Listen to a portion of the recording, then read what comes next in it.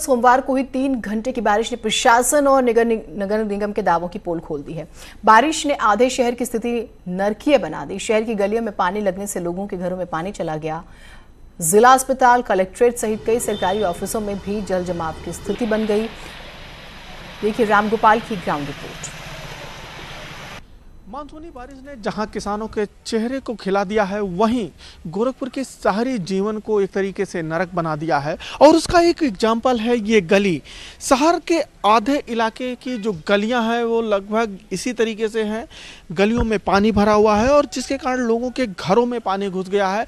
अब उनका यहाँ पे रहना दुश्वार हो गया है, क्योंकि जो गंदा पानी है वो घरों में जा रहा है और घर के सामानों का नुकसान कर रहा है। और ये स्थिति सिर्फ गलियों की ही नहीं है, जो वीआईपी कहे जाने वाले जगह हैं वहाँ पे है। कलेक्ट्रेट में भी डीएम कार्यालय के सामने पानी लगा हुआ है, कचहरी में पानी लगा हुआ है, नगर निगम में पानी लगा हुआ है। तो जितने भी ऑफिस हैं वहाँ भी पानी लगा हुआ है।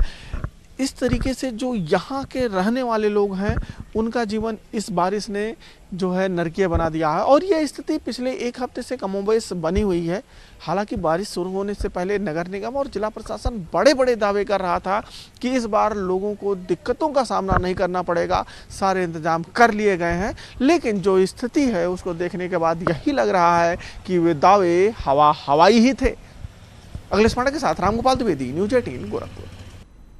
उधर वाराणसी में भी मानसून का पहला सीजन भारी पड़ता हुआ नजर आ रहा है। वैसे हालात ये हैं कि पहले सीजन में ही धर्मनगरी वाराणसी में बाढ़ की तस्वीरें सामने आ गई।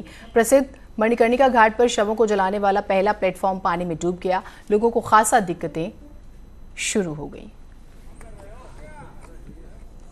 लगातार वर्षा होने के बाद पहाड़ों से आने वाले पानी का असर वाराणसी में भी देखने को मिल रहा है। यहाँ गंगा जून के अंतिम महीने में ही बरसात का पहला सीजन इसको कहा जा सकता है, लेकिन पहले ही सीजन में जो गंगा का रूप है वो रौद्र रूप दिखना शुरू हो गया है। हम वाराणसी के मणिकर्णिका घाट पर हैं, जहां जो शव जो जलाए जाते हैं उनमें कठिनाइयां आना शुरू हो गई हैं। आप देख सकते हैं कि यहाँ 3 प्लेटफॉर्म होते थे और एक प्लेटफॉर्म पूरी तरीके से गंगा में जलमग्न हो चुके हैं। यानी कि अब जो प्लेटफॉर्म बचे हैं वो मात्र 2 प्लेटफॉर्म बचे हैं और अभी से ही शवों को जलाने के लिए जो लोग आ रहे हैं उनको इंतज़ार करना पड़ रहा है। और इसके बाद अगर गंगा बढ़ती हैं तो इसके बाद छतों पर, इस छत पे शवों को जलाया जाता है, जिसमें जब गंगा रौद्र रूप धारण कर चुकी रहती है पूरी स्थिति में जुलाई के महीने में, तो 4 से 5 घंटे का मौका लगता है जलने के लिए। तो फिलहाल स्टार्टिंग में ही जो गंगा हैं वो अपना रौद्र रूप दिखाना शुरू कर चुकी हैं।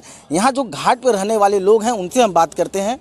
भाई साहब, क्या नाम है आपका? हमारा नाम राहुल यादव है। राहुल जी, क्या स्थिति है? अभी स्टार्टिंग है गंगा जी का, तो अमूमन क्या ऐसा देखने को मिलता है क्या? अभी गंगा जी का स्टार्टिंग है, लगभग पहला प्लेटफॉर्म डूब चुका है और डेड बॉडी जलाने में काफ़ी दिक्कतें आ रही हैं, लगातार समस्याएं खड़ी हो रही हैं। तो अभी स्टार्टिंग में ही गंगा जो है 4 से 5 फीट की बढ़ोतरी दर्ज की जा रही है। यहाँ के लोगों ने उसको देखना भी शुरू कर दिया है और जिससे जो परेशानियां हैं यहाँ शमशान घाट पर वो भी शुरू हो चुकी है, जबकि अभी पूरा बाढ़ बाकी है। रवि पांडे, न्यूज 18 वाराणसी। मानसूनी बारिश और नेपाल से आने वाली नदियों के जलस्तर में बढ़ोतरी की वजह से महाराजगंज में एक बार फिर से बाढ़ का खतरा मंडरा रहा है। नदियों पर बने बांधों पर मरम्मत में लापरवाही की खबरें हैं। रेनकट जो है, रेड होल हैं, बांध कमजोर हो चुके हैं। इनकी वजह से महाराजगंज जिले की उत्तर पश्चिम सीमा में बहने वाली घोंगी नदी के बांध पर कटान की वजह से कई गांवों पर खतरा भी हो सकता है।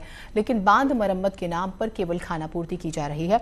लोगों में डर है कि अगर जिम्मेदार अधिकारी इसी तरह लापरवाही करते रहेंगे तो फिर गाँव को भारी नुकसान हो सकता है। साल बरसात के समय में गांव की परेशानी इतनी हो जाती है कि लोग यहाँ पे रहने से भी डरते हैं। बगल में नदी के कटाव से जो एक घर गिर भी गया, उसी कटान के ऊपर हम भी, उसी के नज़दीक हमारा घर भी है। इस 4 साल हम लोगों का डर लगा रहता है। यहाँ पर हमेशा कटान होता रहता है।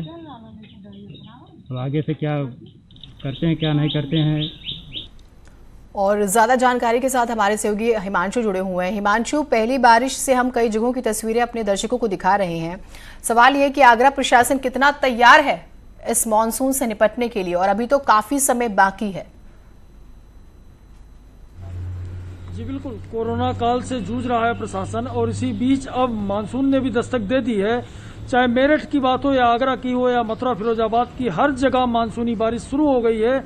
और मेरे पीछे का नज़ारा देखना जरूरी है कि रात में जिस तरह से तेज हवाओं के साथ बारिश हुई है, उसमें इसी तरह से जगह जगह पेड़ गिर पड़े हैं सड़कों पर।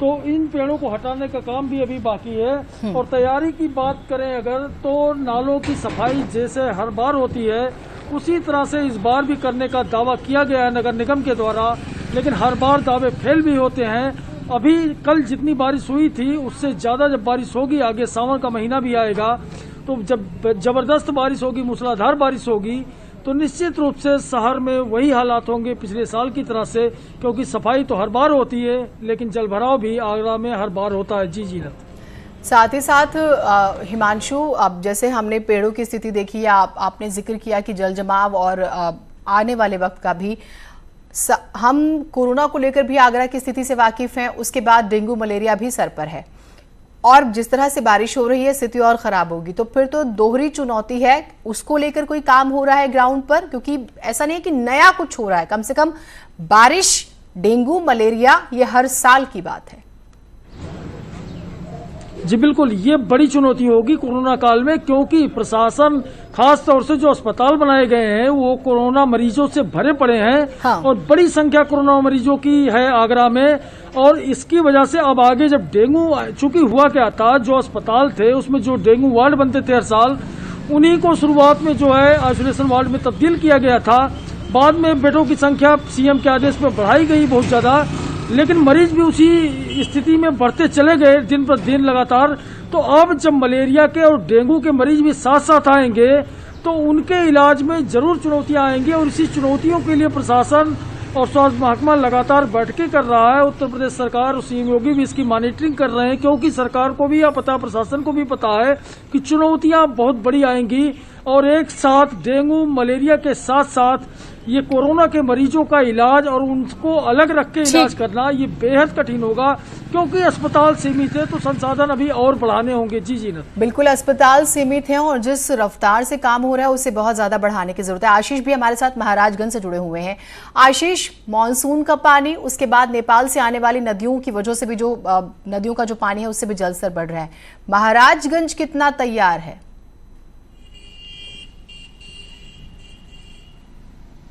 अगर बात करें महाराजगंज की तैयारियों की, तो तैयारियां अभी मुकम्मल नहीं है।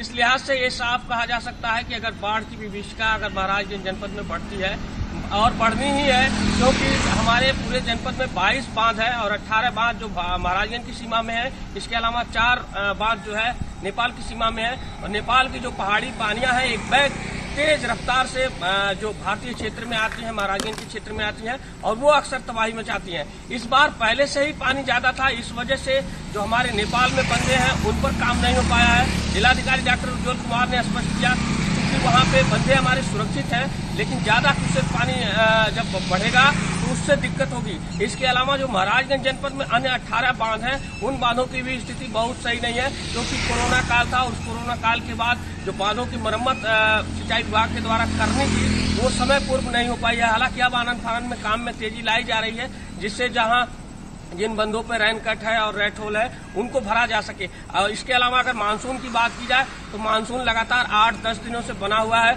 आज भी थोड़ा सा मौसम साफ होने की उम्मीद थी, लेकिन आप देख सकते हैं कि आसमान में पूरी तरह से काले बादल थे, और इसकी वजह से आज भी मौसम में जो धूप है निकलने का नाम नहीं है, यानी कि बारिश और मानसून का मौसम इसी तरह से लगातार जारी रहेगा। तो साफ कहा जा सकता है कि एक बार फिर अगर बंधे टूटते हैं या फिर बाढ़ की विभीषिका से लोग परेशान होते हैं तो भारी धन और जन की हानि होगी। यही वजह है कि आपको बता दें, वर्ष 2007 में महाराजगंज जनपद में जर्दी डोमरा का एक बांध है जो रोहिन नदी पर है, वो टूट गया था और उसमें 25 लोगों की जान चली गई थी। तो जब बाढ़ आएगी महाराजगंज में तो भारी धन जन की हानि होगी। इसको रोकना प्रशासन के लिए सबसे बड़ी मुसीबत। ठीक बात है, 22 में से 18 बांधों की स्थिति खराब है, जलस्तर बढ़ रहा है, मानसून की शुरुआत है। हम कोरोना में वैसे भी देख रहे हैं किस तरह की तैयारियां और व्यवस्थाएं हैं, लोग परेशान हैं। फिर अगर और बारिश होती है, और जैसे कि आप एक बांध के टूटने का एग्जाम्पल भी दे रहे थे, जनहानि का जिक्र, बहुत शुक्रिया आप दोनों का। तैयारियां करनी होंगी।